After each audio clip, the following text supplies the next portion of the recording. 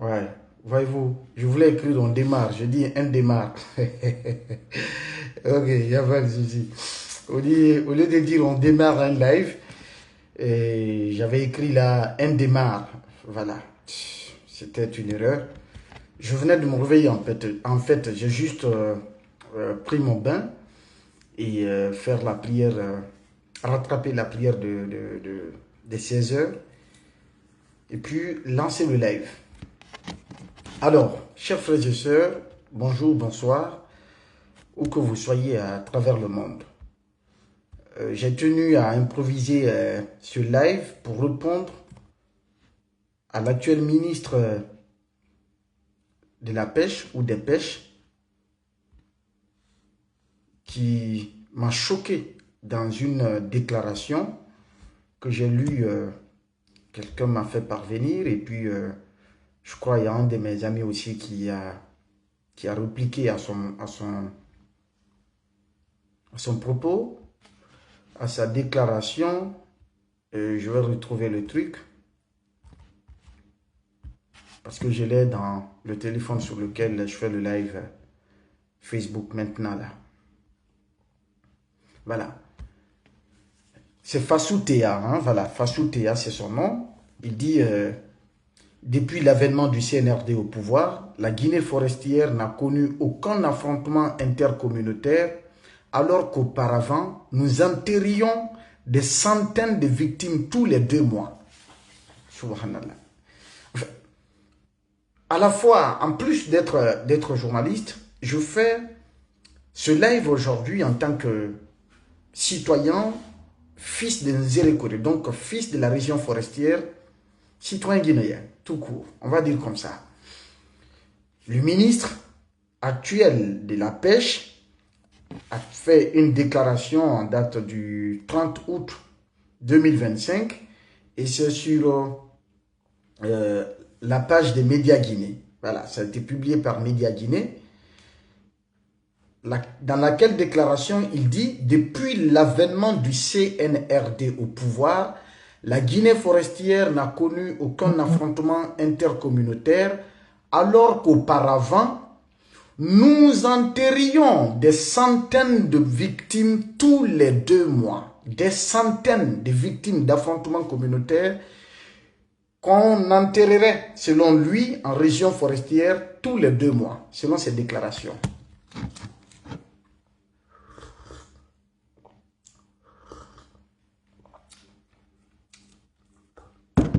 S'il vous plaît. Qu'est-ce que je voudrais répondre à ce ministre? Je l'ai fait avec le ministre du budget actuel, on dit Fassiné Silla, ou Fassiné Silla, ça doit être lui. C'était au mois de mars, si j'ai bonne mémoire, entre avril et mars, qui, dans les colonnes de Africa Guinée à l'époque, avait affirmé, avait tenu encore des propos incongrus, en parlant du président de la transition, qu'il est fidèle à ses amitiés, il faut le suivre parce que c'est un garant de la paix, de l'unité, de la stabilité depuis qu'il est en Guinée. La Guinée connaît la paix, ainsi de suite. Je lui ai répondu dans une vidéo plutôt, excusez-moi, dans une vidéo qui se trouve encore sur ma page Facebook.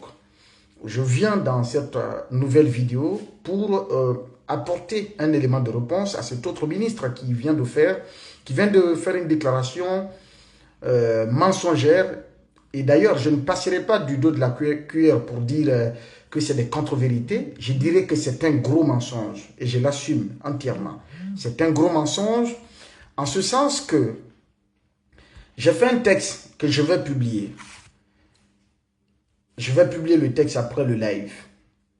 C'est pathétique de voir un ministre fraîchement nommé, quelqu'un fraîchement nommé ministre de la République, qui se métamorphose aussi rapidement comme ça et qui commence à se démarquer dans des pratiques incongrues, qui commence à s'illustrer dans le mensonge grossier au nom, n'est-ce pas, de sa fonction ministérielle. C'est décevant, c'est révoltant. Parce que tout simplement, de tels propos venant d'un ministre, ça renforce davantage la conviction de ceux-là qui croient que ce pays, notre pays, ne pourrait pas s'en sortir. Au regard de tout ce qui se passe maintenant, alors que la Guinée s'en sortira et elle doit s'en sortir, c'est une obligation, c'est un devoir sacré pour tous les fils qui aiment ce pays-là. Très honnêtement. Excusez-moi, hein, j'ai oublié un petit truc que je n'ai pas fait, s'il vous plaît. J'ai oublié d'activer quelque chose sur mon téléphone.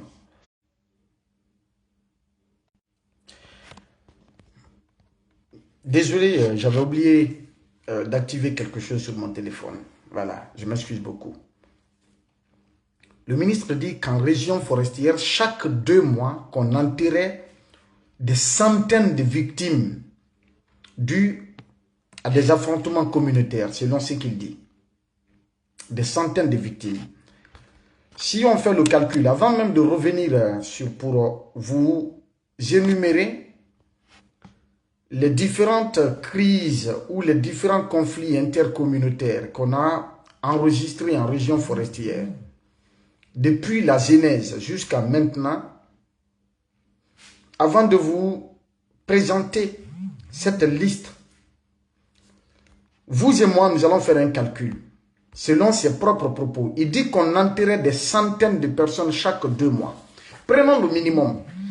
Le minimum des centaines, parce qu'il ne dit pas une centaine, il dit des centaines. Le minimum des centaines, c'est 200.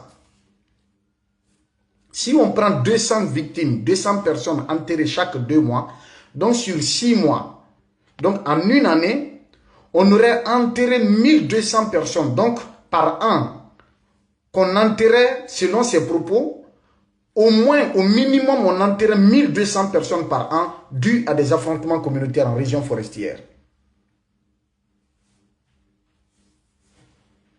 1200 personnes enterrées dues aux affrontements ou à des affrontements communautaires en région forestière par an, selon le ministre des Pêches. Si on prend le minimum de ces affirmations, 1200 personnes. Si on prend les 11 années de la gouvernance d'Alpha, parce qu'il dit avant le CNRD, donc on prend il y a eu qu'un seul gouvernement, c'est-à-dire le dernier gouvernement donc à la tête de notre État, la Guinée, c'est le gouvernement d'Alpha. Si nous prenons les 11 ans de la gouvernance d'Alpha, on multiplie les 1200 personnes par 11 ans, on se retrouve avec 13 200 personnes. Ça veut dire en 11 ans, c'est-à-dire en 11 ans de gouvernance d'Alpha, selon le ministre, si, comme il le dit, chaque 2 mois, on enterre au moins, je dis bien au moins, lui il dit des centaines de personnes. Si chaque 2 mois, on enterrait 200 personnes au minimum dues à des affrontements communautaires en région forestière, en 11 ans, on se retrouve avec 13 200 personnes enterrées. Vous et moi, on est en République de Guinée ici. Qui a été témoin de ça? Qui a été témoin de ça?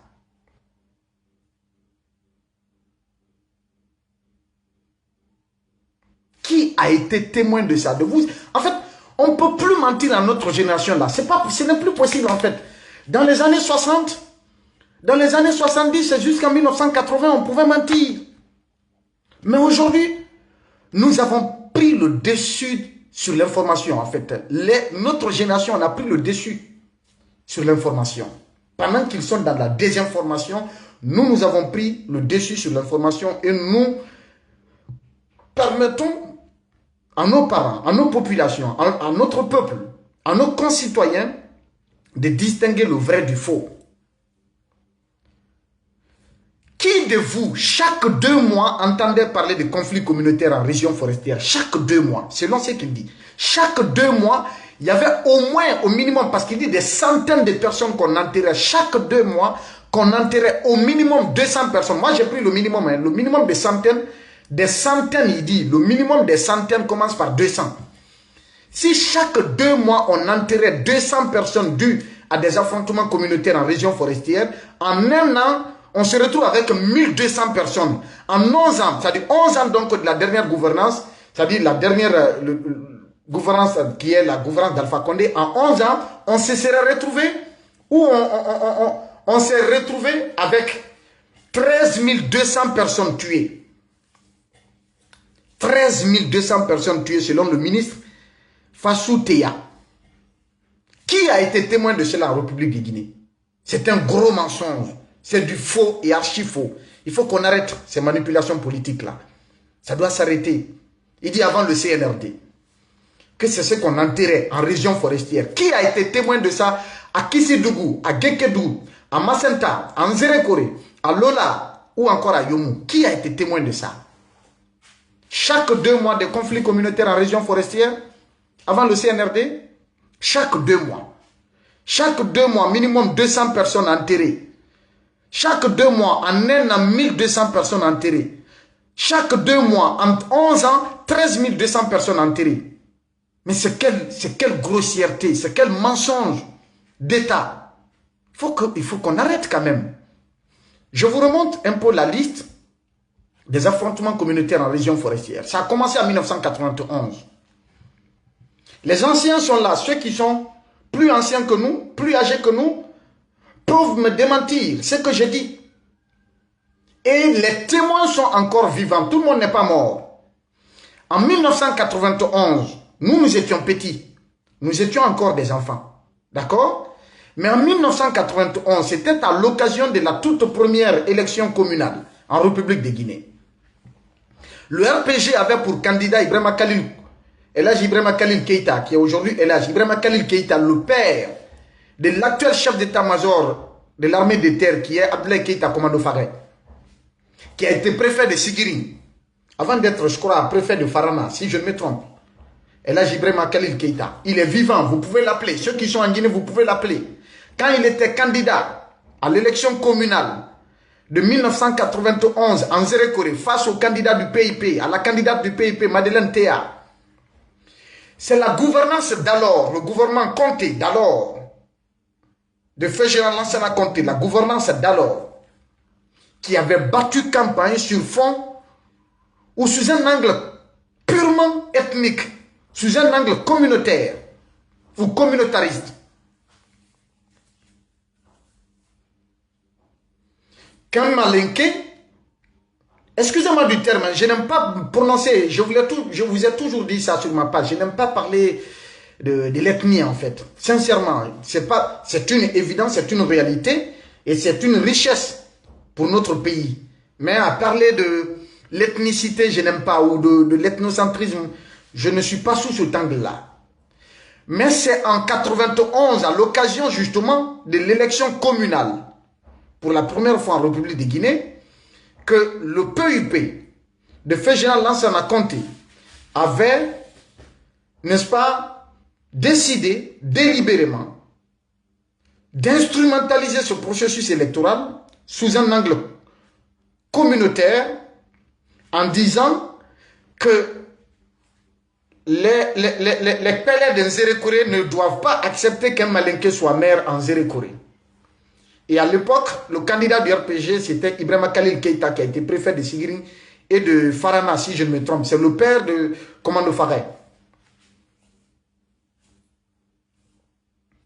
C'est lui qui était candidat du RPG face à Madeleine Théa. Face à Madeleine Théa.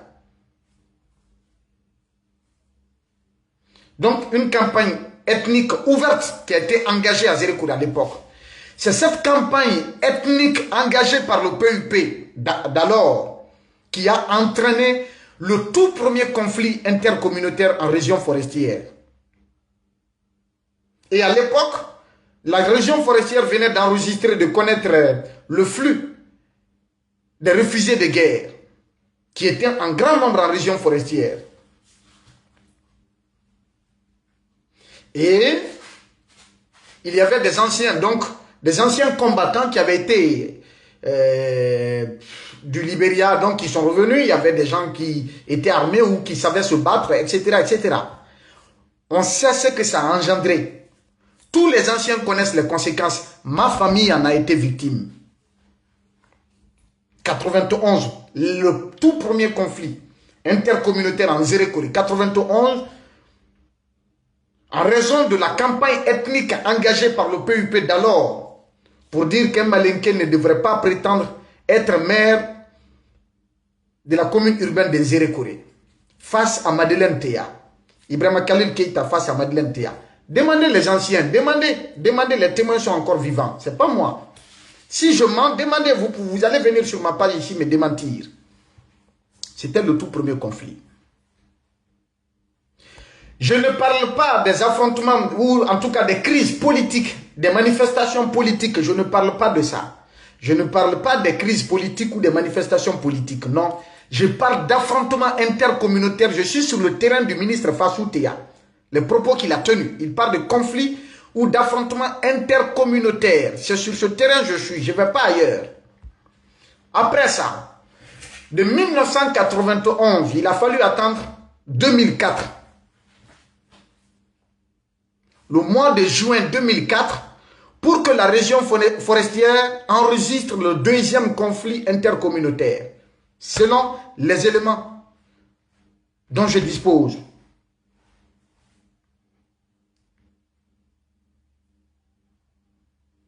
Selon les informations que je dispose à mon niveau, moi. Juin 2004, il y a eu un incident entre un imam Koniaké et un jeune guerrier près d'une mosquée. Une mosquée qui était à proximité aussi d'un cabaret. C'est-à-dire d'un cabaret des jeunes qui consommaient du vin blanc. Précisément au quartier Oroya de Nzérékoré, pour ceux qui connaissent Nzérékoré.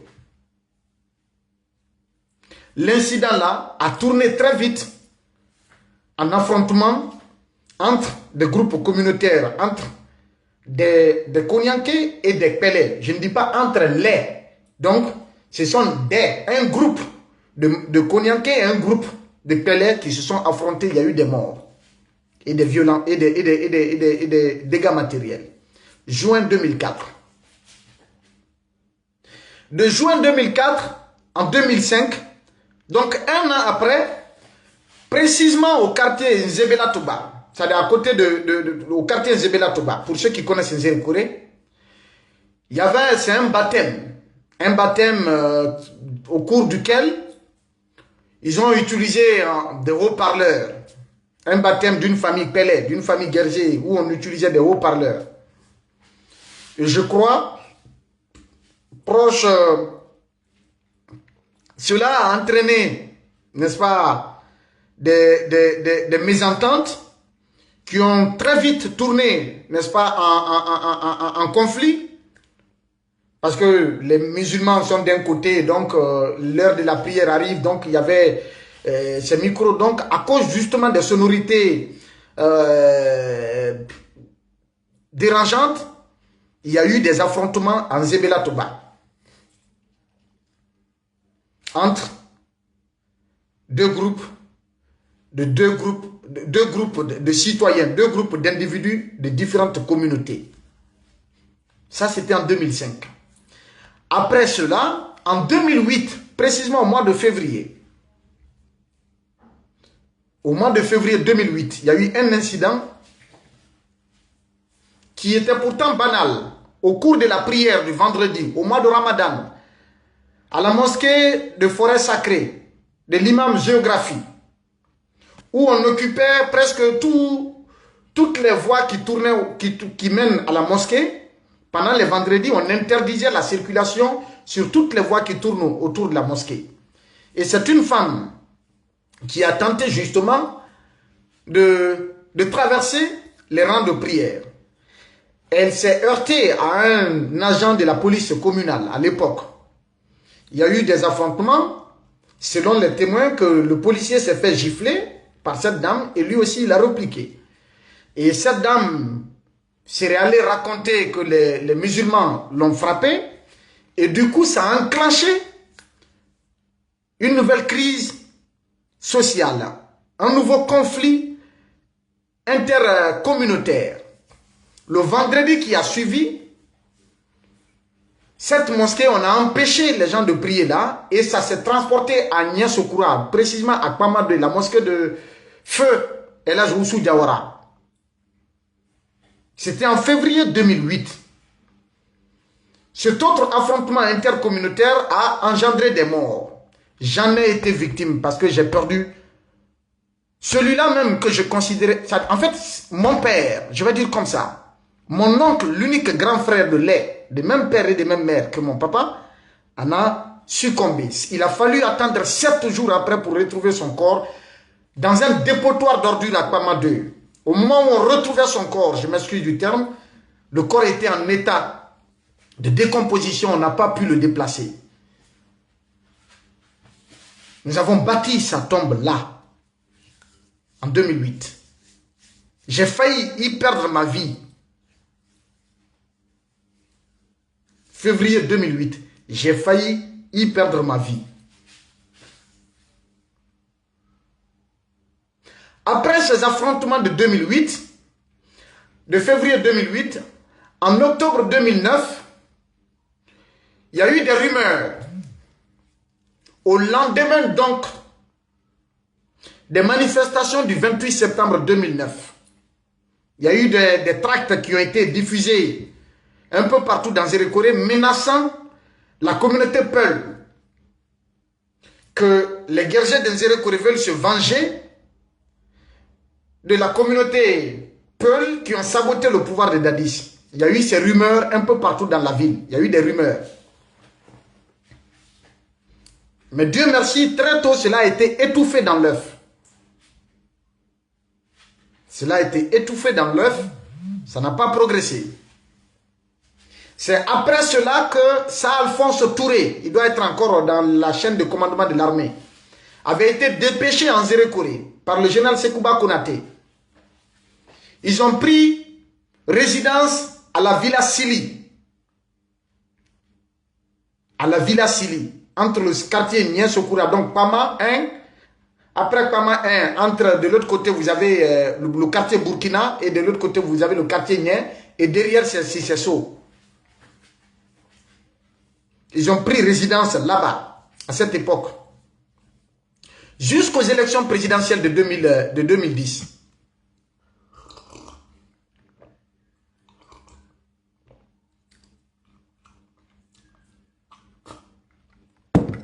D'accord? Après donc ces événements, en 2011, il y a eu des affrontements communautaires à Galapay. C'est dans la préfecture de Zérékoré. À Galapay plutôt. En 2011, il y a eu des affrontements communautaires entre Konya et Pelé à Galapay dans la commune rurale de Bignamou. Ces affrontements ont également connu des morts, des blessés et des destructions de biens. 2011. De 2011 au mois de juillet 2013. En 2013, précisément au mois de juillet, Zérékoré a encore connu un autre affrontement intercommunautaire qui a déclenché à couler.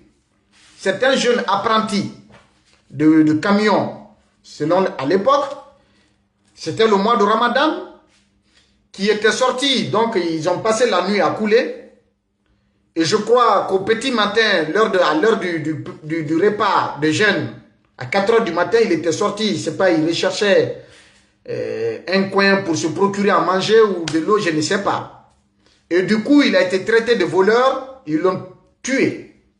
Cela a enclenché des affrontements communautaires à couler, qui se sont transportés en Zérékoré.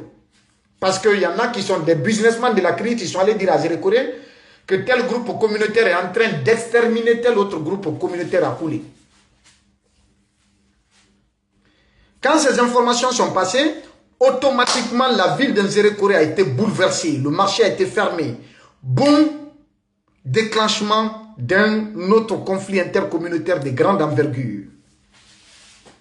J'en ai été victime parce que j'ai reçu des balles de calibre 12. J'ai sauvé des vies. Ce jour-là, au mois de juillet, des témoins sont vivants en Zérékoré. J'ai transporté des gens dans le sang, qui baignaient dans le sang, qui étaient entre la vie et la mort. du côté de l'hôpital régional d'Nzérékoré.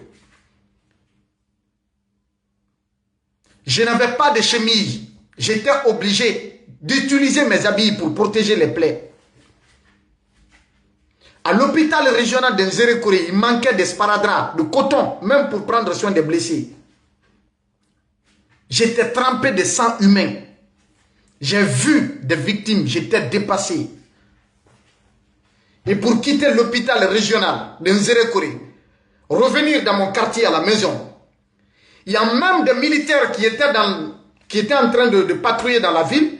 Il y a un d'entre eux même qui a braqué une arme contre moi. Pendant que je n'avais même pas de chemise, je n'avais pas de chaussures. Parce que j'étais secouriste, tout simplement. J'ai porté assistance à une personne en danger pour la conduire à l'hôpital. Cette personne, Dieu merci, a survécu. Et d'autres personnes, nous les avons transportées également. Des témoins vivent. Je ne suis pas en train de raconter des histoires, ou en tout cas un film, ou de la fiction. Non, j'en ai vécu. J'ai reçu des balles de calibre 12 à cette occasion. J'ai été blessé. 2013, je dis bien, juillet 2013. Et depuis, nous nous sommes donné la main. Jeunes de Nzérékoré. On a même tenu des rencontres à la maison des jeunes de Nzérékoré. D'abord dans les quartiers. Pour mettre des comités de veille. Faire en sorte que plus jamais ces incidents meurtriers, ces affrontements meurtriers ne se reproduisent en Nzérékoré. Nous nous sommes donné la main pour prôner la paix, la réconciliation, etc. Il y a eu des destructions de mosquées et d'églises, etc. Tous ceux qui sont de Nzérékoré, les faits sont là. Les témoins existent. Nous étions là. C'est après ces affrontements, je suis resté en Nzérékoré, on m'a appelé à Kankan. À l'époque, je travaillais à Baté FM. On m'a rappelé à Kankan au mois de septembre pour prendre la tête de la radio Baté FM à Kankan comme directeur. 2013. Et depuis cette époque, ce n'est qu'en 2020, à l'occasion des élections législatives de 2020, au mois de mars, qu'il y a eu de nouvelles tensions politico-communautaires, des tensions politico-communautaires qui ont entraîné des morts et des blessés, encore en Nzérékoré. Et en décembre 2020, à Massanta, il y a eu un affrontement entre Thomas et Mania. À la suite, n'est-ce pas, d'un événement culturel, et il y a eu des affrontements qui ont fait également des victimes. Voilà ce que nous connaissons. Sinon, avant ça, en 2006, il y a eu des manifestations en forêt, parce que la route de Kissidougou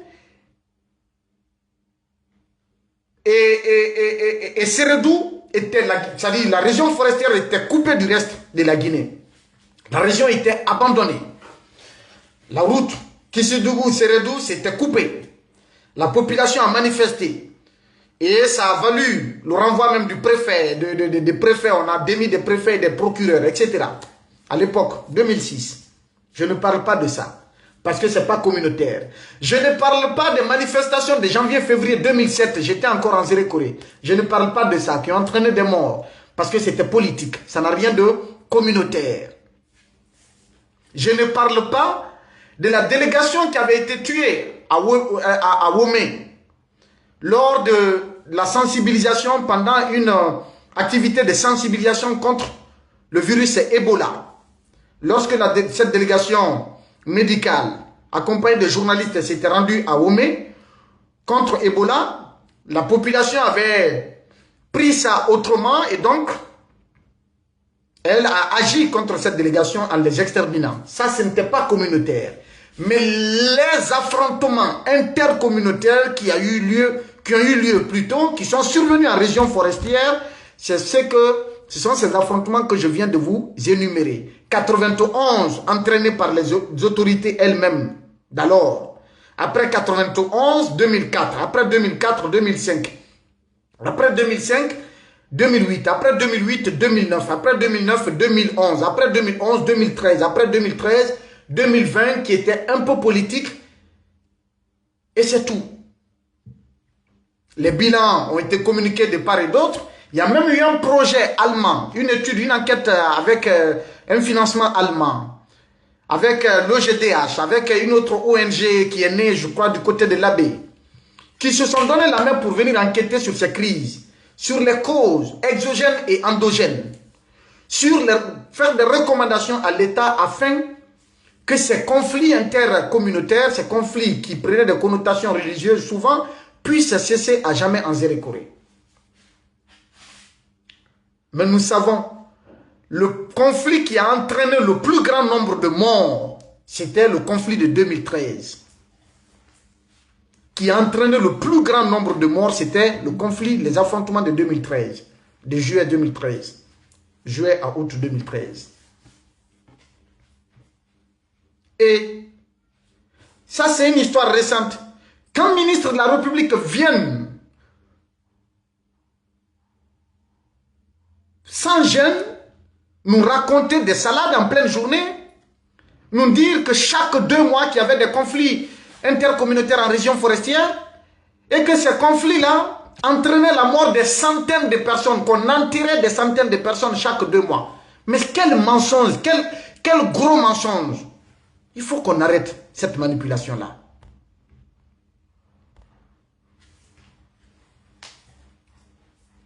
Il faut qu'on arrête cette manipulation. Il faut qu'on arrête. Que c'est le CNRD qui a mis fin à ça. Le CNRD est en train de faire pire que de créer des conflits ethniques aujourd'hui.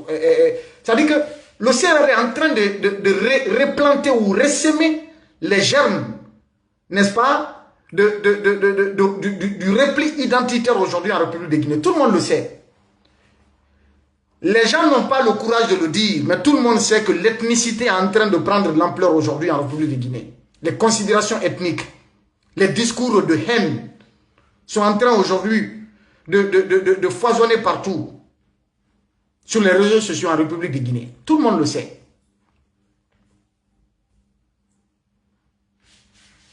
Il faut qu'on arrête de nous mentir.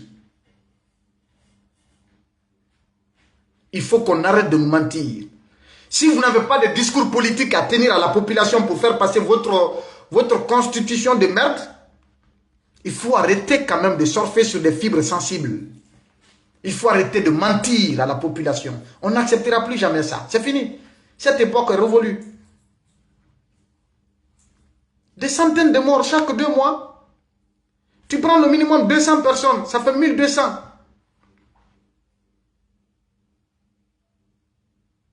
En une année.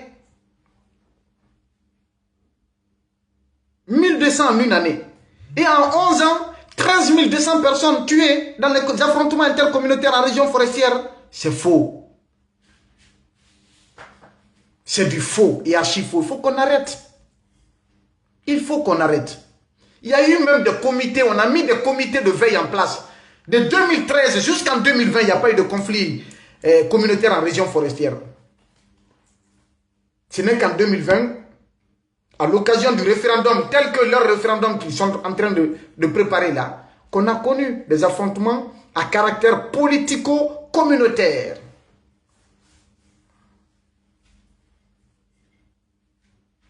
Il faut qu'on arrête de manipuler la population.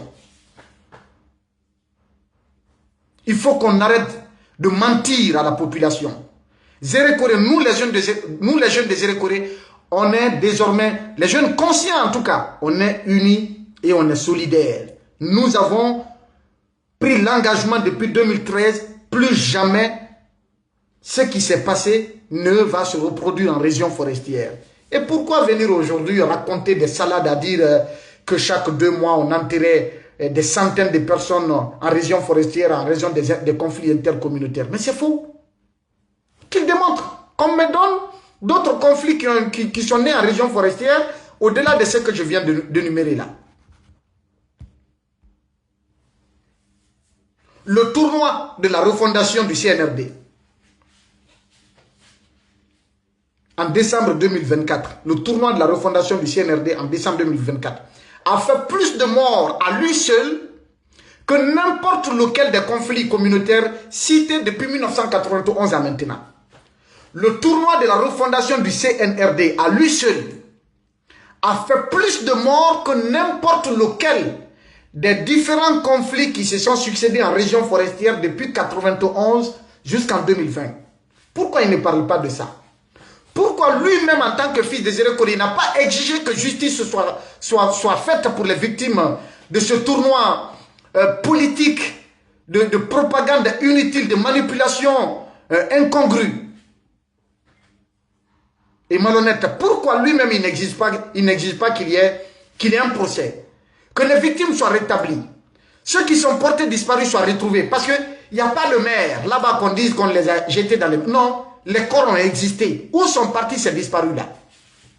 Qui peut garder un corps pendant près d'un an à domicile? Personne.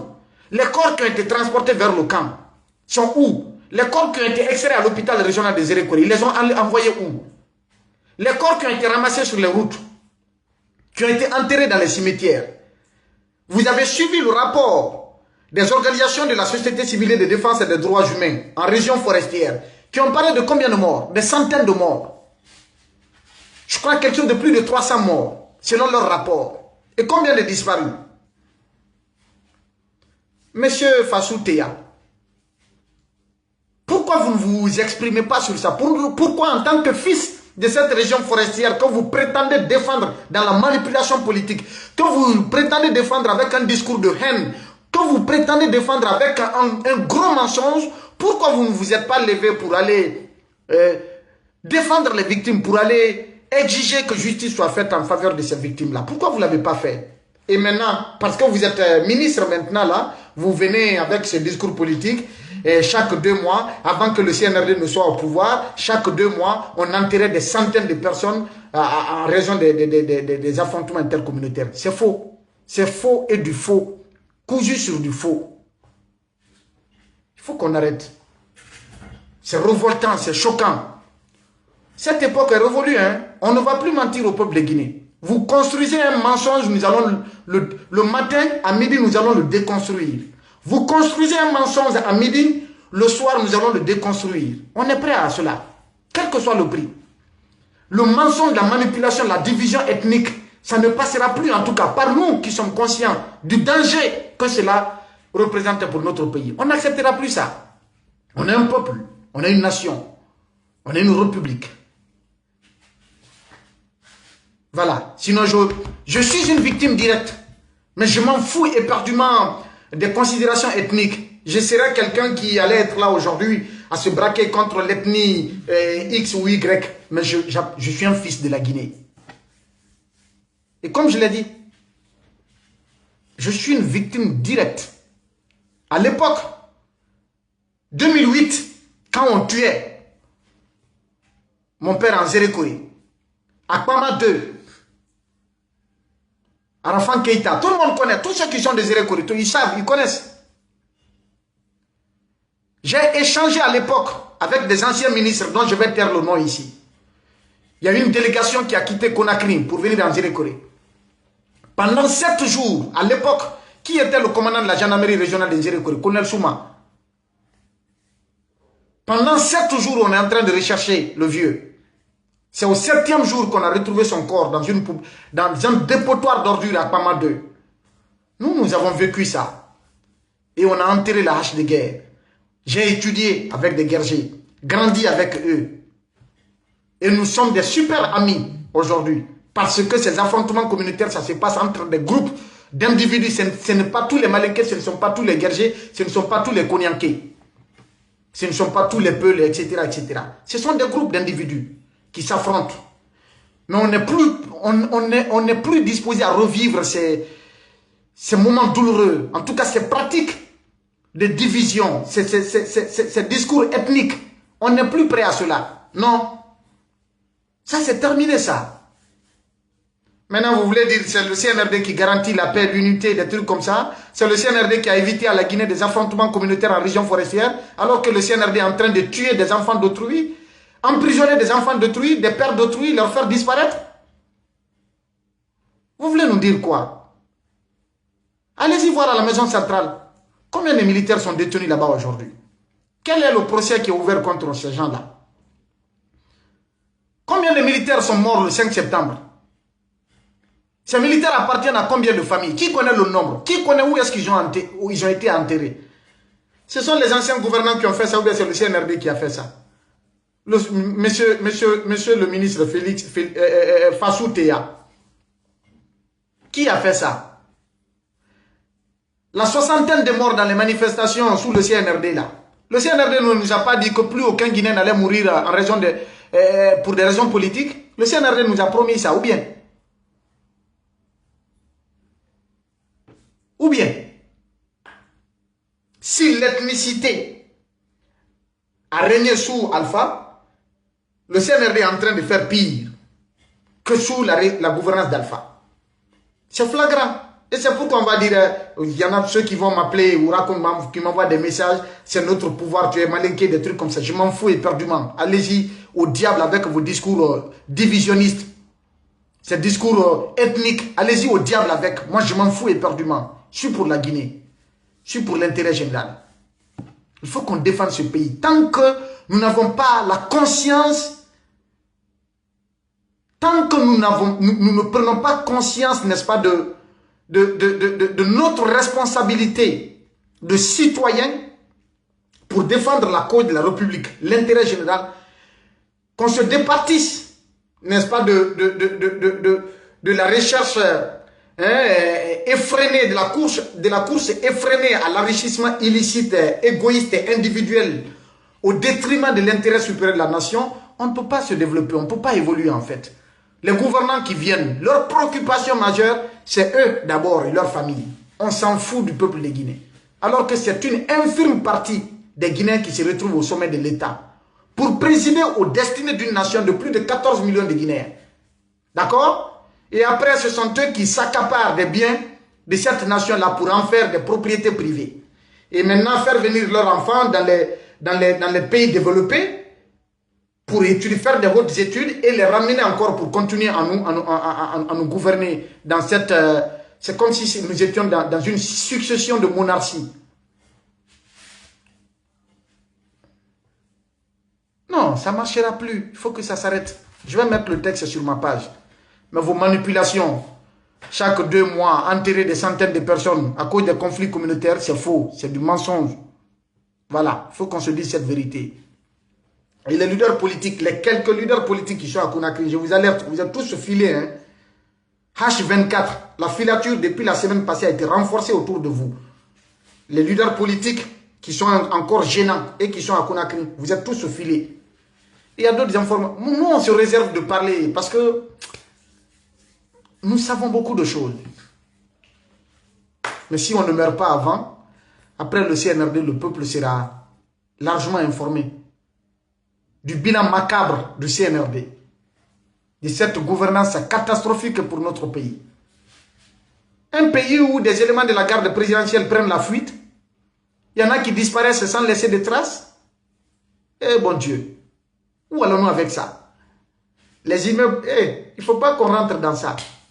Il y a énormément de choses que nous savons. Un pouvoir qui fonctionne dans la peur permanente, dans la psychose permanente.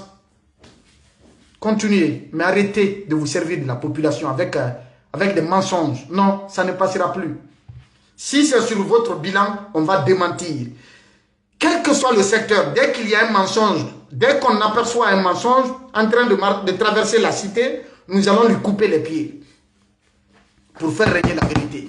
C'est cela en fait. Plus aucun mensonge ne va passer inaperçu. Non. On sera là pour déconstruire vos mensonges. Arrêtez de vous servir de la population, de l'analphabétisme des populations. Chacun de vous a une histoire. Le ministre Fassou Théa, pendant que...